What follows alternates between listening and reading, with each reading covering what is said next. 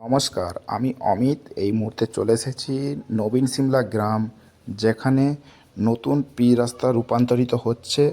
ধুলোবালি পথ আজ শেষ। পি রাস্তা রূপান্তরিত হচ্ছে, যা গ্রামের যাতায়াত ব্যবস্থায় এক যুগান্তকারী পরিবর্তন আনছে, উন্নয়নের পথে এগিয়ে চলেছে। আমি এই গ্রামেরই এক দাদাভাইয়ের মুখে শুনে নেব কি বলতে চাইছেন, সেটা তোমাদের কাছে শেয়ারও করব। শুনুন তাহলে দাদাভাই কি বলছেন ওনার মুখ। পরীক্ষিত হতে চলেছে। সম্পূর্ণ রাস্তা দেখলাম যে ভালোই হচ্ছে। অনেক দিনের পর রাস্তা বেহাল অবস্থা হয়েছিল, মানুষজন যেতে পারছিল না।